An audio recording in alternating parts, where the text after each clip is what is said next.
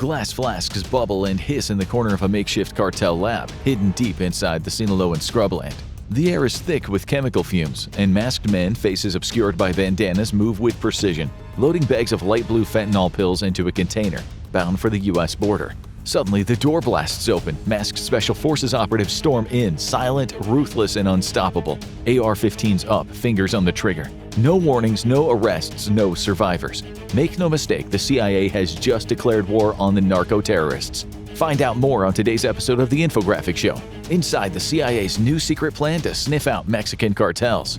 Drug use, crime, and overdose deaths in the U.S. are spiraling out of control. In 1980, around 2,500 Americans died from overdoses each year. By the early 2000s, that number had risen to 20,000. And with the opioid crisis, it skyrocketed to over 110,000 per year in the 2020s. In 2022 alone, over 112,500 people died from opioids, surpassing 42,500 fatal car crashes and 24,900 homicides.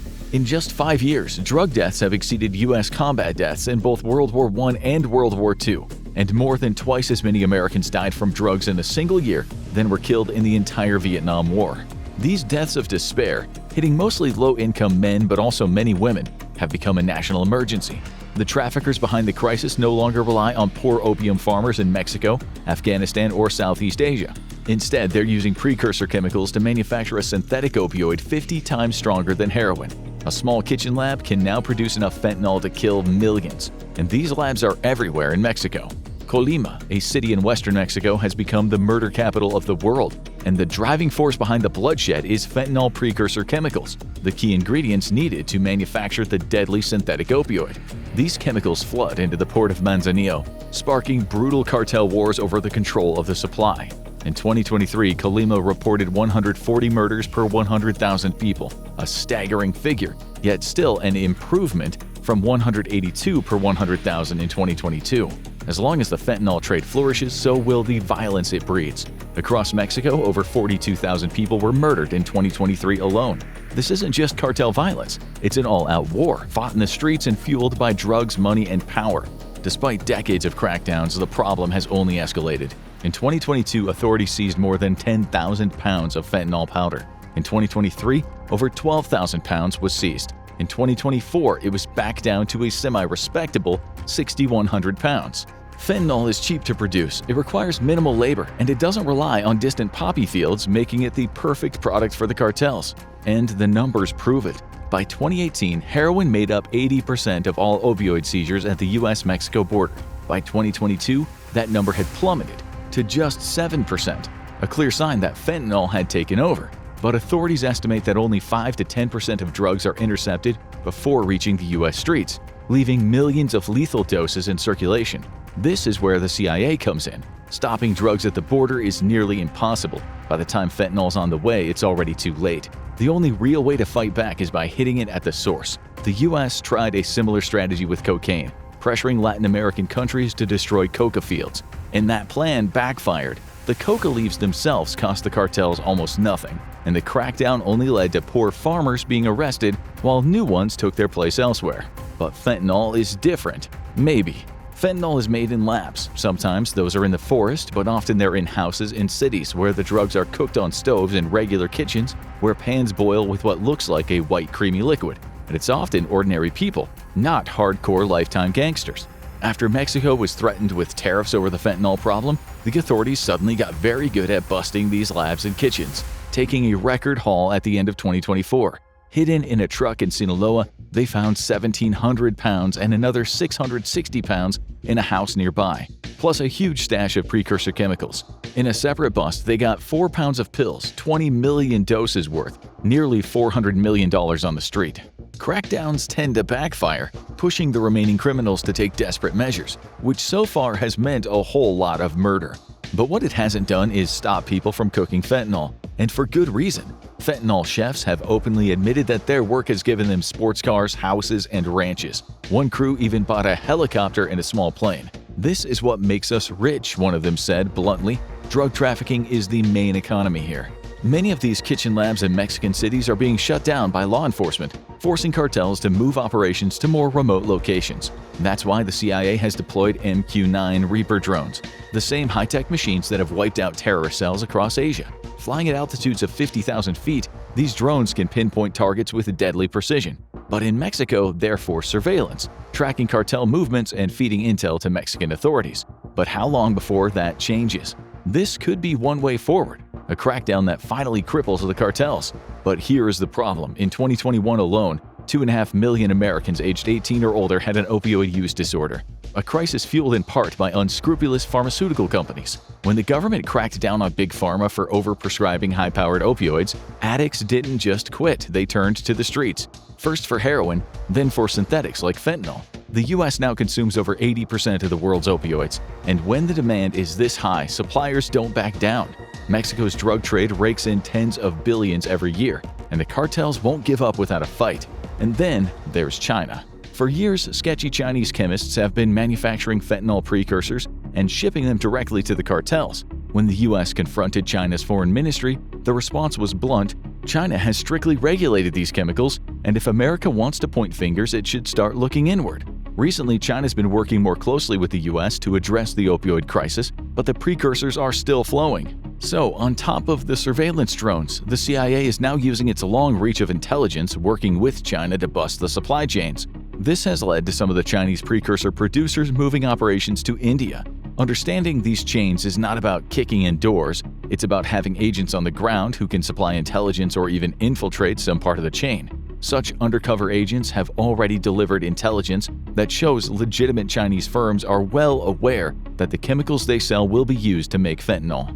The BBC recently reported Chinese manufacturers have provided instructions on how to make fentanyl from products they sell through encrypted platforms and cryptocurrency payments. And that's exactly why Mexican cartels are now classified as terrorists. And that's why the US's most elite agencies are gearing up for war. The CIA is well aware that front companies play a key role in cartel logistics, a tactic the agency itself has mastered for covert operations. Now it's using that expertise to track these shell companies and follow the money as it moves across the globe. Investigators have uncovered how cartels use third-party countries to launder shipments, mislabeling goods in African ports before sending them on their way. This isn't just a Mexico to US operation, it's a global network.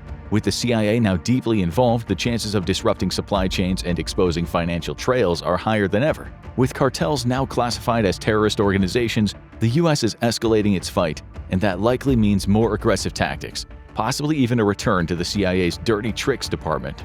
The US administration has made its stance clear, calling this a war of total elimination in the country run by the cartels. The statement may have caused some red faces in Mexico, but the pressure is working. In February of 2025, Mexico deported 29 cartel members to the US, including high-level players. Yes, housing more cartel prisoners comes at a cost, but the real value is in what they know and what US intelligence can extract from them. At the same time, Mexican military officials have traveled to Washington to discuss what will happen next. This is historical. This has never really happened in the history of Mexico, said a former DEA chief of international operations. The cartels will do something about this, but we'll talk about that later. There's a good chance that drone surveillance will evolve into covert operation teams going after the cartel leaders. If cartel men happen to die in these operations, it's likely the public won't know much about it. The CIA doesn't play by the same rules as law enforcement. It does what it wants. The US has even suggested dropping bombs on the drug labs, although this could be viewed as excessive since it would essentially be bombing a friendly neighboring country. And if anyone ends up dying from a false positive or if there's collateral damage, it won't go down well at home or in Mexico. Someone familiar with the new anti-cartel program told the New York Times that strikes on labs likely won't happen because they, quote, would probably cause catastrophic fatalities as they're often inside homes in urban areas. With the threat of US tariffs looming, Mexico agreed to deploy 10,000 additional soldiers to its northern border to curb fentanyl trafficking. However, simply boosting troop numbers won't be enough. These forces would need specialized training to take on well-armed, highly organized cartels. This is where the CIA could step in, providing intensive training for elite Mexican counter-narcotics units, equipping them with advanced tactics and cutting-edge technology to make their operations far more effective. Training would begin with surveillance and intelligence gathering, teaching units how to track cartel movements, intercept communications, and deploy CIA-backed drones and other cyber tools to disrupt trafficking networks. Additionally, covert operations training would prepare these forces for undercover infiltration and high-risk raids on cartel strongholds, ensuring they can operate stealthily and decisively in dangerous territory. With the right training, Mexico's forces could become a formidable weapon in the fight against organized crime. But Mexico also has a request of its own. Officials asked the U.S. to do more to stop the flood of American-made firearms into Mexico, guns that arm the cartels and fuel the country's staggering homicide rate. Activists argue that nearly every bullet pulled from a murder victim in Mexico might as well be labeled "Made in the USA," as are most of the guns used in cartel violence. If the U.S. cracks down on firearms exports, both legal and illegal, while Mexico tightens border security, the cartels could finally feel the squeeze, just as the CIA ramps up its pressure campaign. Let's say the U.S. does send in its Special Forces operatives on covert operations to disable the cartels completely. These are the same people who captured bin Laden, the same people who during the Cold War toppled entire governments and trained assassination squads. The CIA practically ran Latin America under Operation Condor, using brute force to ensure things went the way Washington wanted. And when the agency set its sights on a target, it usually got what it wanted, anywhere in the world. The CIA is a force of nature, and if the political will exists, it could deal a major blow to cartel operations. But this is 2025, and the days of death squads and targeted assassinations may be behind us, or maybe not. And then there's Mexico itself. The government, the people, and the nation as a whole might have something to say about the carnage unfolding within its borders. Also, unlike the governments the CIA once disabled, the cartels are decentralized. They're spread out, and if you kill one branch, others grow elsewhere, creating very violent power vacuums. Of course, the CIA knows this, so it might be reluctant to go in guns blazing. And if you're skeptical, there's always the question of whether the current situation, in some ways unknown to us, suits the CIA and the US's geopolitical objectives. We know from history that the agency very likely turned a few blind eyes to drug traffickers in the past because it served what the CIA might have called the greater good, another word for American economic and military strength. Who knows if criminal organizations are feeding intelligence to the CIA? Does it serve the U.S. strategic interests to keep part of Latin America destabilized? Could the drug trade itself, or at least the black market money it generates, somehow work to the CIA's advantage? And what about Mexico's own government? It's almost certain that some of the officials are benefiting just as they have for decades. Corrupt politicians have built empires while Americans got high and died, lining their pockets as the violence raged on. History teaches us that nothing happens in a vacuum. There's always a bigger geopolitical picture at play. In fact, former DEA agents, CIA operatives, Mexican police officers, intelligence officials, journalists, and historians have all suggested that the CIA either knew about or collaborated in the 1985 murder of DEA agent Enrique "Kiki" Camarena. Why? Because the traffickers responsible were allegedly funneling drug money to fund the Nicaraguan Contra rebels. Because the CIA had a vested interest in supporting them. But let's assume this cat-and-mouse game is playing out exactly as it seems. As expected, the CIA hasn't revealed much about its latest operations. When pressed, the agency simply stated that countering drug cartels in Mexico and regionally is a priority for the CIA as part of the administration's broader efforts to end the grave threat from narco-trafficking. Beyond that, it's silence. The CIA hasn't even acknowledged its cartel surveillance drone program, let alone any covert operations in motion. So if something bigger is happening behind the scenes, we almost certainly won't hear about it. There's also been pushback from the Mexican government over the surveillance drones, with the country's defense chief Ricardo Travilla saying, "We cannot rule out espionage." For many years now, the DEA and other U.S. law enforcement agencies have flown in Mexican airspace with the green light from the Mexican government. But these new drones could upset the apple carts in U.S.-Mexico relations. But as we said, the main problem is demand north of the border. There are still going to be millions of drug addicts and part-time users here in the U.S. as the CIA goes to war. It'll probably make the drugs more expensive, as crackdowns often do, but they'll still be there. In 2023, about 175,000 men in Mexico work for the cartels, so even if you take out the workers and the middlemen with drone hits, someone will step up and take their place. As the former Mexican counter-narcotics officer Ed Calderon has said in many interviews, the cartels pick up new members with ease because the money is so good and there's so much poverty in the country.